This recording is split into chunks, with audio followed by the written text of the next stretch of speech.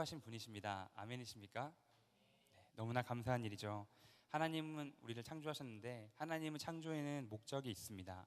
우리를 사랑하셔서 창조하신 것이지만 그와 더불어 우리를 통해서 하나님의 영광을 나타내기 위해서 또 하나님을 찬송하기 위해서 우리를 만드셨습니다. 이것은 우리뿐만 아니라 하나님이 지으신 모든 피조 세계가 마찬가지입니다.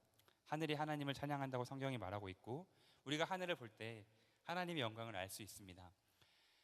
지금은 구름이 좀 멀리 떠나갔지만 한여름에 혹시 하늘을 본 적 있으십니까? 이번 여름에 유독 구름이 굉장히 가까이 내려왔었습니다. 그래서 저는 주님이 다시 오시는 줄 알았어요. 그래서 차 타고 가다가 하한이랑 그 얘기 했거든요. 주님이 진짜 오는 것 같다. 지금 구름이 너무 내려왔다. 그러니까 하한이도 막 엄청 놀라더라고요. 아니 구름이 이렇게 내려왔다니 주님이 타고 오시는 게 아닐까? 정말 그 구름을 보면서 하나님을 생각할 수가 있었습니다. 땅도 마찬가지죠. 땅도 하나님을 찬양하고 모든 동물들도 모든 식물들도 성경 말씀에 의하면 하나님이 지으신 모든 것은 하나님을 찬양한다, 하나님의 영광을 드러낸다라고 성경은 기록하고 있습니다. 사람도 마찬가지죠. 사람도 무언가를 만들었을 때 내가 만든 것 혹은 내가 낳은 자녀는 나의 영광을 나타냅니다. 우리 한 형제님께서 우리 교회 한 성도님께서 오르골을 만드신 거 맞죠? 만드셨는데 아주 아름다운 오르골을 만들어서 사람들이 그걸 볼 때 아름다움을 느끼고 기쁨을 느낀다고 하면 그것은 곧 만든 사람의 영광이 되는 것입니다. 뿐만 아니라 우리가 다른 어떤 것을 만들었을 때 또 우리가 어떤 자녀를 낳았을 때 그 자녀의 모습이 곧 부모의 영광이기도 하고 만든 사람의 영광이 되기도 합니다. 이렇듯 무언가를 만들었다는 것, 무언가를 창조했다는 것은 창조자의 영광을 나타내는 것인데 우리 사람은 하나님께서 만드셨습니다. 저와 여러분은 하나님이 친히 손으로 빚으신 존재입니다. 그래서 우리는 하나님의 영광이 되는 존재입니다. 아멘이십니까? 네, 아멘입니다. 그런데 사람은 이 수많은 피조물들 중에서 조금은이 아니라 아주 특별하게 만들어졌습니다. 오늘 말씀 2절에 보면은 이렇게 기록됩니다. 내가 자식을 양육하였거늘. 하나님께서 우리 사람을 표현할 때 뭐라고 표현하시냐면 자식이라고 표현합니다. 자녀다. 너는 내 자녀다 라는 것이죠. 자녀라는 표현은 굉장히 특별한 의미를 가집니다. 자녀라는 것은 다른 지었던 어떤 것들보다 조금은 특별한, 조금은 다른 그런 의미가 아니라 그 어떤 것과도 비교할 수 없는 아주 특별하고 아주 소중한 유일한 존재라고 하나님께서 말씀할 수 있는 것입니다. 한 가정 안에서 여러분 가정에 많은 것들이 있죠. 저희 가정에도 많은 게 있습니다. 뭐 컴퓨터도 있고 또 뭐가 있지? 쓰레기통도 있고 생각나는 게 없는데 갑자기 연필도 있고 샤프도 있고 뭐 다양하게 있겠죠. 그러나 그 어떤 것도 우리의 자녀와는 비교할 수 없습니다. 그렇기 때문에 다른 것들을 위해서 제 목숨을 내어줄 수는 없겠죠. 내가 너무 아끼고 너무 예쁜 쓰레기통이 있어가지고 이걸 보존하기 위해서 내 목숨을 버려야겠다, 그럴 수는 없는 겁니다. 그러나 우리가 자녀를 위해서라면 누구라도 기꺼이 그 목숨을 내어줄 수 있는 것이 바로 사람인데 하나님께서 우리를 자녀라고 하신 것은 이상의 피조물의 그 하늘과 땅과 어떤 동물보다 조금은 특별한 위치를 차지하고 있는 것이 아니라 그 어떤 것과도 비교할 수 없는 유일한 가치, 하나님의 목숨을 내어 주어도 전혀 아깝지 않은 존재가 바로 저와 여러분이라는 것입니다. 하나님께서 우리를 자녀로 삼으셨습니다. 너무나 우리를 사랑하시고 우리를 있는 모습 그대로, 여러분을 있는 모습 그대로 하나님은 사랑하십니다. 여러분을 정말로 하나님이 사랑하신다는 것이죠. 지었던 그 어떤 것들보다. 저는 이 해외를 가면은 자연 풍경을 보는 걸 되게 좋아하는데요. 물론 한국에서도 좋아하지만 한국에서 어디 가본 적이 많이 없어가지고. 그런데 하나님이 지으신 그 어떤 좋은 풍경들, 여러분 혹시 해외 보러 가고 싶은 곳 있으신가요? 해외 난 이렇게 멋진 곳 가보고 싶다 없으신가요? 다들 많이 가보셔서. 저는 가보고 싶은 데가 많아요. 어디지?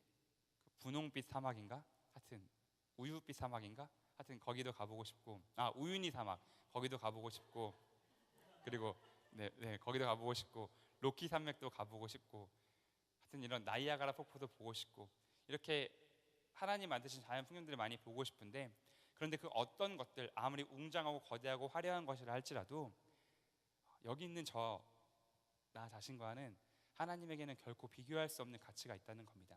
사람들이 볼 때는 저를 보러 한국에 오는 사람은 없지만 수없이 많이 나이아가라로 가고 많이 가긴 하지만 하나님의 시선에는 바로 여러분이 그 어떤 것과도 비교할 수 없을 만큼 소중하고 귀중한 하나님의 자녀라는 것입니다. 그런데 하나님은 우리를 그렇게 생각하는데 사람은 하나님을 그렇게 생각하지 않습니다. 그것이 가장 큰 문제입니다. 여기 성경 말씀에 보니까 이 계속해서 이어지는 말씀 3절부터 보면 2절에 보면 내가 자식으로 그들을 양육하였는데 그들은 나를 거역하였다. 소는 임자를 알고 나귀도 주인을 알지만 이스라엘은 나를 알지 못한다. 깨닫지도 못한다 라고 하나님 말씀하십니다. 하나님은 그렇게 우리를 사랑하시지만 백성들은 나를 그렇게 사랑하지 않는다 라고 말하는 것이죠. 하나님이 지으신 수많은 것들 중에서 하늘도 땅도 귀를 기울여 하나님 말씀을 듣고 소도 나귀도 하나님 주신 삶을 살아가며 하나님의 영광을 돌리는데 가장 특별한 사람은 오직 사람만이 하나님을 떠나서 버린 것입니다. 하나님을 버렸다라는 말, 여기 버렸다는 표현이 있죠. 4절에 있습니다. 4절에 보면 여호와를 버리며 라는 표현이 있습니다. 이 버렸다는 말은 사울의 이야기에서 어떤 의미인가를 정확히 알 수 있습니다. 하나님이 사울에 대해 말하시죠. 내가 사울을 버린 것이 아니다. 사울이 나를 버렸기 때문에 내가 사울을 버릴 수밖에 없었다. 하나님이 사무엘에게 하신 하나님의 마음이었습니다. 그때 사울이 하나님 버렸다는 그 말의 의미는 하나님 말씀을 순종하지 않고 하나님이 모두 다 진멸하라 그랬는데 전쟁에서 얻은 것들을 다 죽이고 버리라 그랬는데 사울이 그것에 욕심이 생겨서 혹은 하나님께 제사를 드리기 위해서 죽이지 않고 가져왔습니다. 그 이후에 하나님 하신 말씀이 바로 사울은 나를 버렸다라는 표현입니다. 나를 버렸다, 하나님을 버린다는 의미는 내가 뭐 물건을 버리듯 이제 하나님과 절교야 이런 의미가 아니라 하나님을 사랑하고 하나님을 안다고 하면서도 하나님 뜻대로 살아가지 않는 것, 그것이 바로 하나님을 버렸다라는 성경적인 의미입니다. 이스라엘 백성들도 그랬죠. 2절에 나를 거역하였다. 거역했다는 말, 하나님을 들었으나 말씀을 듣고 마음을 알았으나 말씀을 들었지만 따르지 않았기 때문에 거역하였다. 많이 알고 있습니다. 하나님에 대한 지식도 있습니다. 그러나 따르지 않은 것이죠. 그렇게 살지 않은 것이죠. 이사야의 말씀은 유다의 백성들에게 하는 말인데 유다의 이 상황, 제가 그 수련회 가서 우시아 왕이 죽을 때 어떤 상황이었나 많이 얘기하지 않았습니까? 우시아 왕이 죽을 때 제사가 풍성하던 시대였습니다. 많은 사람이 예루살렘으로 몰려오던 시대였습니다. 나라가 부강하던 시대였습니다. 그러나 그때 하나님은 백성들은 나를 버렸다라고 말씀하십니다. 제사는 풍성하지만 하나님 말씀대로 아는 것대로 사는 자가 없었던 그 시대가 바로 이 시대, 하나님을 버린 시대라는 것이죠. 어쩌면 오늘날 우리도 비슷한 모습으로 살아갈 수 있습니다. 말씀을 몰라서 죄를 짓는 것이 아니라 말씀을 알매도 불구하고 그렇게 살아가지 못하기 때문에 우리가 오늘날 이 유다의 백성과 비슷한 처지가 되어 버렸을 수도 있다라고 생각되어집니다. 여기 있는 저도 물론 마찬가지고요. 말씀을 모르는 게 문제가 아니라 말씀대로 행하지 않는 것, 그것이 진정한 오늘날 그리스도인들의 문제입니다. 우리 한국이 많이 어려운 상황 가운데 있죠. 교회가 없어서 문제입니까? 그렇지 않습니다. 교회는 많습니다. 예배도 많이 드려지고 있습니다. 그러나 교회된 내가 말씀대로 살지 못하기 때문에 여전히 많은 문제를 우리는 갖고 있습니다. 우리는 그리스도인들은 말씀대로 살기 위하여 하나님 우리에게 알려주신 말씀을 살아내기 위하여 애쓰고 노력해야 됩니다. 아멘이십니까? 많은 사람들이 이런 말 합니다. 노력은 중요한 것이 아니다. 구원은 하나님의 은혜로 받는 것이다. 저도 물론 동의합니다. 저도 건강한 신앙, 나름 건강한 신앙을 가지고 있는 그리스도인이기 때문에 행위로 구원받는다 생각하지 않습니다. 그러나 행위로 노력으로 구원받지 않는다고 하여서 노력이 중요하지 않은 것은 아닙니다. 우리가 먹기 위해 살아가는 것은 아니지만 우리가 먹는 것을 굉장히 중요하게 여기지 않습니까? 그렇지 않습니까? 누군가를 만날 때 꼭 언제 만나죠? 밥 시간 맞춰서 만나죠. 밥 먹고 나중에 만나죠. 이러지 않고 먹는 게 중요하기 때문에 거의 대부분의 시간 약속들을 잡을 때 보면 먹는 것의 중심으로 만납니다. 점심 때 만나, 점심 먹자, 뭐 저녁 먹자. 그러나 먹기 위해 사는 것은 아니죠. 마찬가지로 우리가 구원받기 위해서 노력으로 구원받는 것은 아니지만 노력이란 건 굉장히 중요한 것이죠. 하나님 말씀대로 살기 위해서 노력하고 애쓰는 것, 그것은 굉장히 중요한 것입니다. 여러분, 하나님 말씀대로 살기 위해서 우리가 함께 노력해야겠습니다. 네, 저도 물론 마찬가지고 여러분도 함께 노력해야 될 것 같습니다. 유다의 현실을 잠깐 볼까요? 유다의 현실을 우리 이사야 4장 1절 5절부터 6절까지 말씀 제가 읽어볼게요. 중간부터 읽겠습니다. 온 머리는 병들었고 온 마음은 피곤하였으며 발바닥에서 머리까지 성한 곳이 없이 상한 것과 터진 것과 새로 맞은 흔적뿐 이거늘 이라고 하나님께서 유다의 현실을 말씀해 주십니다. 머리부터 발끝까지 성한 곳이 없다고 하죠. 온 몸이 완전히 병들었다라는 뜻입니다. 그런데 뒤에 보면 지금 읽은 거 마지막에 보면 새로 맞은 흔적이 있다라는 겁니다. 이 흔적들이 굉장히 많은데 옛날에 맞은 흔적도 있고 새로 맞은 흔적도 있다. 무슨 말이죠? 아주 오래전부터 병이 들어있다. 아주 오래전부터 하나님 말씀대로 살지 않고 있다라고 하나님 말씀하시는 겁니다. 얼마 전에 인터넷 기사를 하나 보았는데 이제 그 기사에 대한 내용이 이거였어요. 어떤 거였냐면 우리나라의 포르노가 불법이지 않습니까? 갑자기 제가 포르노란 얘기를 해서 여러분 마음에 시험이 드신 건 아니겠죠? 인터넷 기사를 얘기하는 건데 그걸 이제 합법화를 해야 되냐 아니면 계속해서 불법으로 해야 되냐를 논쟁하는 그런 기사였습니다. 그런데 이제 당연히 반대해야겠지만 찬성하는 입장에 어떤 게 있었냐면 사람의 심리학을 전공하신 분이 막 써놓은 글인 것 같더라고요. 그게 이런 내용이었어요. 그것을 보는 그것 자체가 이미 한국에서는 불법이기 때문에 요즘에 되게 많이 문제가 되고 있는 게 그 몰래 촬영을 해가지고 이렇게 하는 것들이 굉장히 문제가 되고 있는데 그것 자체가 이미 불법이니까 사람들이 몰래 하는 그것도 아무런 거리낌 없이 본다. 이미 불법을 저지르고 있기 때문에 그 안에서 저지르는 또 다른 불법은 전혀 죄라고 여기지 않고 거리낌 없이 보게 된다라고 하더라고요. 그래서 이걸 합법화시키게 되면 사람들이 그 다른 것, 그 몰래한 그거를 접하게 되었을 때 마음의 거리낌과 죄책감이 들게 되어서 보는 수가 줄어들 것이다. 이렇게 하게 되더라고요. 무슨 말이냐면 사람의 심리가 이미 죄를 짓고 있는 상황 가운데서는 그것과 관련된 죄를 짓기는 너무 쉽다고 합니다. 내가 이미 죄를 짓고 있으니까 그건 관련된 죄를 짓는 거에 대해서 죄책감을 별로 느끼지 않는다 그래요. 근데 내가 죄를 짓고 있지 않는데 새로운 죄를 짓게 되었을 때 그때는 마음에 큰 죄책감이 들어서 그 죄를 짓기가 어렵다라고 하더라고요. 제가 갑자기 이 말씀을 했냐면 이스라엘 백성들이 아주 오래전부터 하나님 말씀을 지키고 있지 않았기 때문에 그들에게 하나님의 새로운 말씀이 이스라엘을 통해서 전해지고 들려진다 하더라도 백성들이 그 말을 들을 수가 없는 것입니다. 이미 죄를 짓고 있는 말씀을 순종하지 않고 있는 상황 가운데서 새로운 말씀이 들린다 하더라도 이미 안 듣고 있기 때문에 그 말씀을 지키지 않아도 죄책감이 없는 것이죠. 이미 말씀대로 살고 있지 않는 사람, 이미 말씀대로 내가 살고 있지 않고 말씀을 살려고 노력하지 않는 사람에게 새로운 말씀이 들린다 해도 그 삶을 살기란 너무나 어렵다라는 것을 성경을 통해서 얘기하고 있는 것입니다.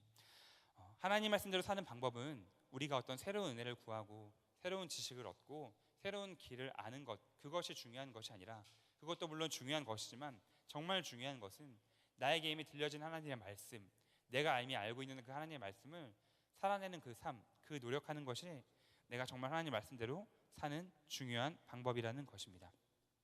이사야 1장 8절 말씀을 계속해서 읽어보면 딸 시온은 포도원의 망대같이 참외밭의 원두막같이 에워싸인 성읍같이 겨우 남았도다 라고 표현하고 있습니다.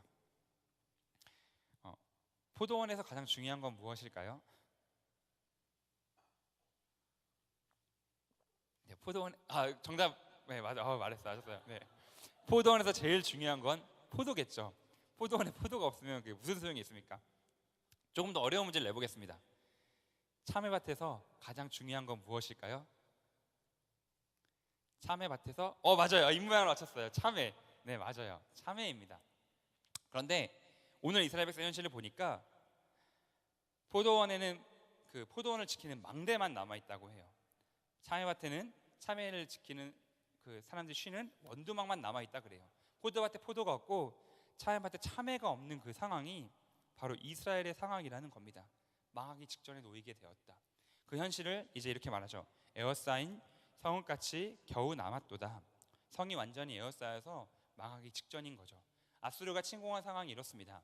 아수르가 이스라엘을 무너뜨리고 점령하고 유다에 쳐들어왔을 때 유다의 예루살렘을 제외한 모든 지역을 다 점령했습니다. 그리고 히스기야 왕 때 예루살렘을 포위하게 되는 것이죠. 그때가 이 상황입니다. 아수르의 나라가 망하기 직전까지 몰리자 예언자들은 더욱더 하나님 말씀 선포했겠죠. 회개해야 된다, 돌아가야 된다. 그러니까 백성들이 그제서야 이 예언자의 말이 조금은 들리는 것 같습니다. 그래서 백성들의 반응이 무엇이냐면 1장 9절의 말씀입니다. 같이 읽어보겠습니다. 만군의 여호와께서 우리를 위하여 생존자를 조금 남겨두지 아니하셨다면 우리가 소돔 같고 고모라 같았으리로다. 아멘.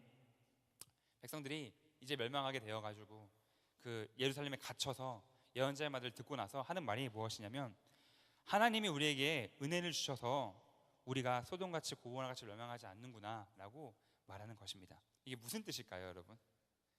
백성들이 드디어 회개하기 시작하는 것 같습니까? 말씀이 좀 어렵나요, 오늘? 그런 뜻은 아닙니다. 이것은 이스라엘 백성들이 이렇게 잘못 생각하는 것입니다. 지금 자신들의 멸망 앞에 놓였음에도 불구하고 우리는 소돔 같지 않고 고모라 같지는 않으니까, 그래도 하나님의 은혜가 있으니까, 하나님 우리를 사랑하시니까 우리는 그렇게 멸망하진 않겠구나, 백성들이 착각하는 것입니다. 이 이스라엘 유다의 백성들은 다윗 언약이라는 것을 기억하고 있는 민족들이었어요. 다윗 언약은 무엇이죠? 다윗에게 한 하나님의 약속, 유다는 반드시 멸망하지 않는다라는 그 약속을 믿고 있는 사람들이었어요. 아주 강하게. 그러니까 예루살렘은 남았음에도 불구하고 하나님의 은혜가 우리에게 조금 있으니까 우리가 멸망하진 않겠구나. 또한 그들이 다윗과 더불어서 제사를 열심히 드리고 있었죠. 하나님께 나는 제사 열심히 드리니까 우리가 망하지 않겠구나, 이렇게 생각하는 것입니다. 굉장히 잘못된 근거, 정말 성경에 근거하지 않은 이상한 사람들의 마음의 확신인 것이죠. 이 소돔과 고모라의 사람들을 세상의 사람들이라고 봤을 때 이 유다 사람들을 믿는 사람이라고 할 수 있겠죠.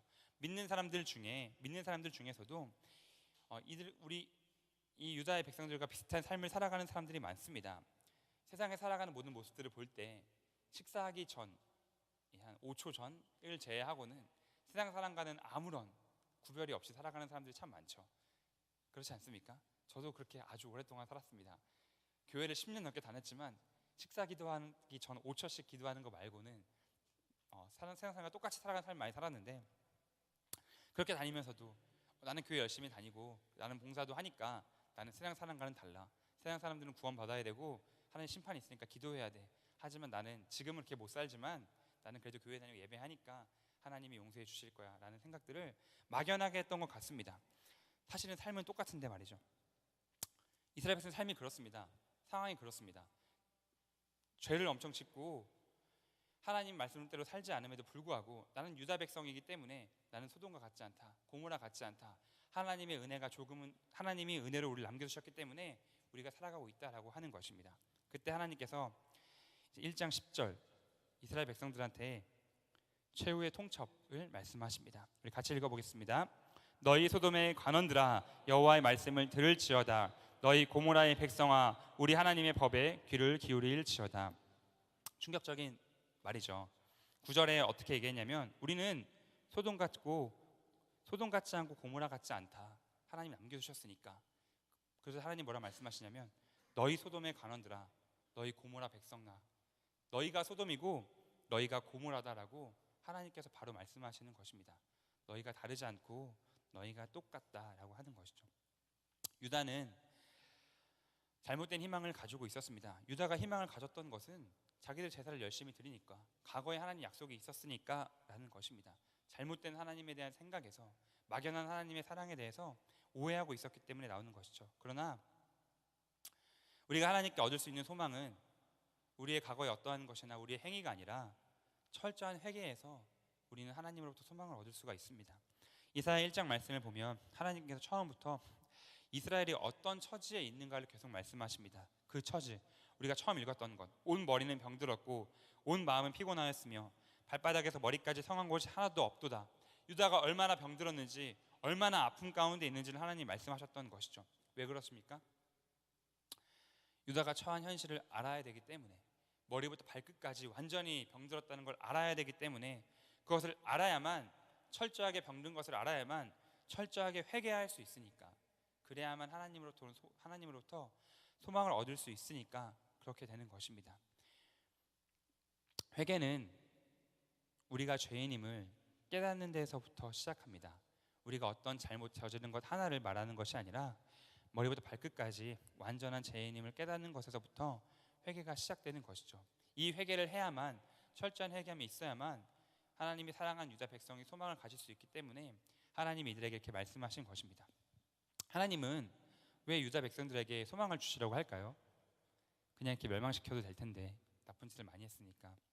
왜 그럴까요? 처음에 제가 얘기했던 것이 굉장히 중요한 것입니다. 그 2절 말씀, 이스라엘은, 유다는 나의 자녀다, 나의 백성이다. 유다가 하나님의 자녀이기 때문에 하나님은 유다의 소망을 주고자 하시는 것입니다. 하나님은 유다의 아버지시고 유다는 하나님의 자녀입니다. 다르게 말하면 하나님은 우리의 아버지시고 우리는 하나님의 자녀입니다. 그렇기 때문에 우리가 유다와 같은 죄를 지어도 아무리 온 머리부터 발끝까지 병들었다 할지라도 하나님은 우리에게 소망을 주고자 하십니다. 그 말이 이사야 1장 6절에 기록되어 있습니다. 새로 맞은 흔적뿐 이건을 뒤에 보면 그것을 짜며 싸매며 기름으로 부드럽게 함을 받지 못하였도다 라고 합니다. 그 죄악 때문에 심판받아 죽어도 마땅한데 그렇지 않고 하나님께서 너희가 지금 완전히 병들었는데 심판받지 않아 다행이다, 이제는 심판을 받을 것이다, 이렇게 말하지 않으시고 그것을 짜고 싸매고 부드럽게 함을 받아야 한다라고 말하는 것이죠. 그들에게 아파하고 병들하고 있을 때 남은 건 심판이 아니라 너희는 이것을 치료받아야 된다라고 말하고 있는 것입니다. 하나님이 이스라엘 백성들에게 주고자 하는 것은 심판이 아니라 소망이었다라는 것이죠. 여기에 자녀가 있는 분도 있고 없는 분도 있겠지만 여러분의 자녀가 있다고 가정해 보았을 때 자녀가 죄를 지었어요. 살인을 했다고 봅시다. 그래서 그 죄의 대가로 엄청나게 매를 많이 맞고 곤장을 안 맞죠? 이 시대에 맞지는 않는데 하여튼 곤장을 맞고 이렇게 막 멍석에 돌돌 말아져가지고 많이 맞아가지고 거의 온몸이 다 병들고 죽을 위기에 처해 됐을 때 여러분이 부모라면 자녀에게 어떻게 하시겠습니까? 원래는 사형인데 다행이다, 너 사형받아야 된다, 이러겠습니까? 그럴 부모는 아무도 없습니다. 자녀가 어떤 죄를 지었다 할지라도 그 상처를 치유해주고 낫게 하고 감싸주는 게 바로 부모의 마음입니다. 그리고 그것이 유다를 향한 또 우리를 향한 하나님의 마음이기도 합니다. 우리가 하나님 말씀대로 살지 못한다 할지라도, 그래서 우리의 마음이 머리부터 발끝까지 완전히 병들었다 할지라도 하나님은 그것을 싸매고 기름으로 부드럽게 하시기를 원하십니다. 근데 이것의 유일한 방법은 바로 철저한 회개라는 것이죠. 철저한 회개, 내가 어떤 자인지를 알고 철저한 회개를 할 때 하나님의 치유가 우리에게 임할 수 있는 것입니다. 그저께인가 하은이랑 병원을 갔어요. 왜 병원을 갔냐면 하은이가 이제 내성 발톱 는 아닌데 내성 발톱 기운이라 그래야 되나요? 조금 있더라고요.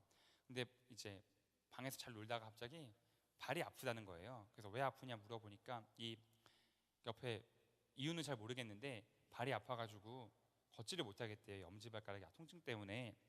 그래서 다음날 이제 바로 하은이 데리고 병원을 갔습니다. 병원을 가가지고 이렇게 막 치료를 이렇게 막 하고 돌아와서 이제 빨간 약 발라. 빨간 약도 만병통치약이기 때문에 빨간 약을 또 발라주고 이렇게 이제 괜찮아 이렇게 얘기해 줬습니다. 자녀가 아프다고 한마디를 하면 부모는 그렇게 반응을 합니다. 그렇지 않습니까? 여러분 혹시 부모님한테 그런 사람 못 받아보셨습니까? 부모님 나 아파 그랬는데 그래 아파라, 아이 잘됐다 이러진 않으셨겠죠?